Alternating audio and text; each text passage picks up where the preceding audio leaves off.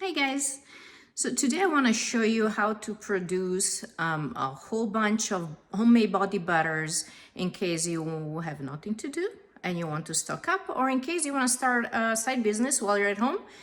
You can make 50, 100 containers at a time of body butters or other skincare products very easily from your home, as long as you have some time, which we might all have some time these days. So here we go. Okay, so first things first, when you get ready to produce a little bit of a batch, you want to gather all your ingredients. So I started with how many jars do I have to fill? I have 40 jars. So they're all here. And so then I work out 40 jars times 4 ounces, which is the capacity of one of the jars. And I have 160 ounces, which is 100% of my formula.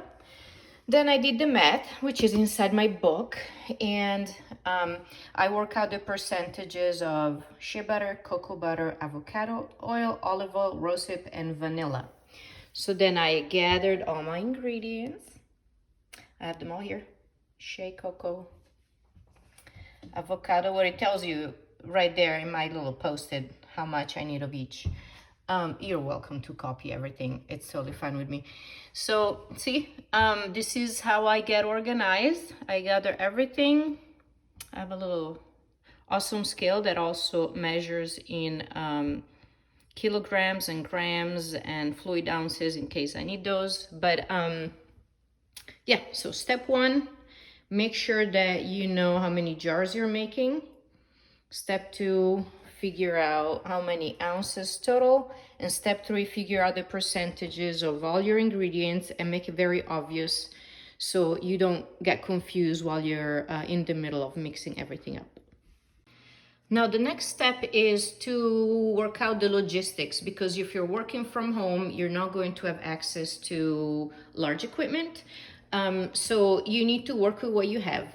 So for this recipe that I'm making, those 40 jars, I will need 4 pounds of shea butter and 2 pounds of cocoa butter. So this is a 5-pound block.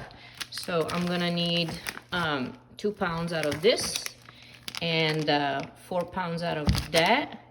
And that's a lot of butter because I will also need to add my oils. So I will split it up in 2 batches. So I will split everything in half, and I will use these bowls, and I will create a double boiler system. So I will put butters and oils here, and then I will put it in a pan that has a little water, and I will let everything melt very slowly because we don't want to burn the butters.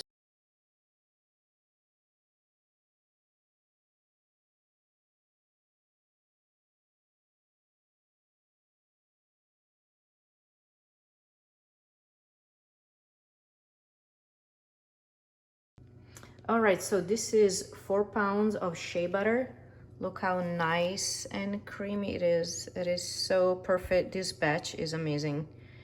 And so 4 pounds of shea butter and 2 pounds of cocoa. It smells like chocolate. It is so beautiful. Anyways, we're gonna get it melted now. All right, so 2 double boilers going on at the same time. The shea butter and the cocoa butter are split in half, and it's slow melting, so I'll be back in half an hour. Keep an eye on it, but it'll take about half an hour for this to completely melt down. So while the butters are melting, I wanted to mention that making your homemade skincare, it is really similar to cooking. You deal a lot with butters, oils, dry flowers, simple ingredients. As long as you don't mix your butters and oils with water or aloe vera, then you do not need a preservative. You also don't need any emulsifiers. So all the synthetic ingredients where you need to be in a lab environment, those are not needed. So this is more fun, more creative, a lot less stress. If you have an extra half ounce of a butter, it's okay. It's just like cooking your preferred meal. You know, you tweak it the way you want it. But anyways, so we'll let the butters melt, and we'll come back later.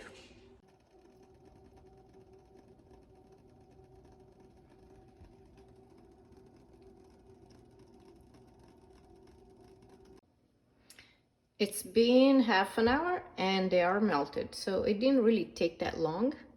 So now I will add the oils, which are in a separate bowl. I will add half of the oils here and half of them here, and then I will put these two bowls in the fridge, let them solidify, then pull one out, whip it, fill the jars, pull the next one out, whip it, fill the jars. I wanted to come back here and warn you to please be careful when you deal with these huge bowls with melted oil and butter. You don't want to have an accident and spill it. It'll be hard to clean up, so just take your time, be careful. Don't overfill your bowls. I didn't make any mistakes. I just thought about it. I just want to warn you. Okay, good.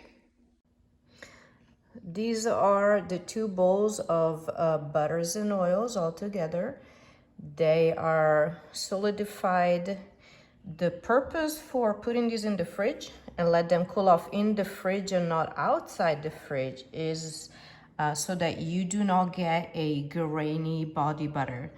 Do you see there are no little grains? If you let them cool off outside of the fridge, it'll be grainy. So this is what they should look like. So now that they're out, I will let them sit here on the counter for a couple of hours so they're not hard, rock solid, and then I will whip them. I meant to whip everything the same day, but that didn't happen. So this is me whipping the day after. So as you can see, I only fill up almost half of the clear glass bowl with the butters because when you whip it, it increases in volume. And so I whip these butters in 4 different batches. Okay, now I'm gonna show you close up what it looks like once it's whipped. This is the whipped body butter. And it only took about 3 minutes to get it to this point. The bowl was about up to here. So it increased in volume, it got a lot more fluffy. And when we started, when I put this in here, it looked like this. So it was actually from this bowl right here. So I took half of this bowl, I put it in here, I whipped it. It got lighter and fluffier. And this is how soft this is. You tell it's like whipping cream, as opposed to this one, which is unwhipped.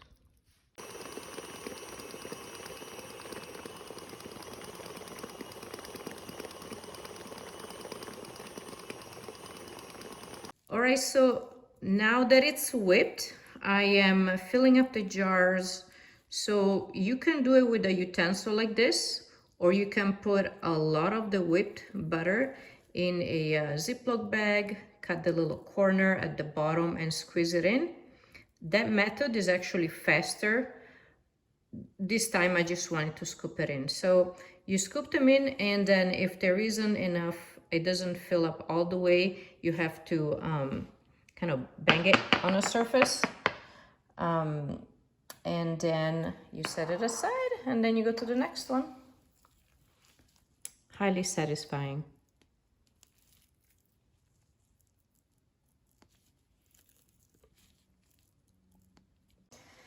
A problem you will run into when you make your body butters from home in high quantities is that you'll have a lot of butter residues on your utensils, your bowls. So the best way to get them off, it's actually to, I took the bowl where I had the body butter after I use all of it, and I put my utensils. I have a little bit of butter and residues on them, and I am creating a double boiler system so that all that butter will melt. Once it's melted, I can wipe it off so quickly. If I don't do that, it's wiping for minutes on end. Like literally I can go 10 minutes cleaning these, but if I do it this way, it's a lot easier to wipe off the oils and butter, and then after you wipe off most of it, then you can wash them normally. And here we go. I have filled every jar. Filling jars takes a long time if you do it one by one, just scooping them in. It speeds up a little bit if you put your body butter in like a Ziploc bag or in a pastry bag and you squeeze it in. That will go faster. But I want to say for 40 jars, it took about an hour and a half between filling, putting the labels on, and putting the lids on.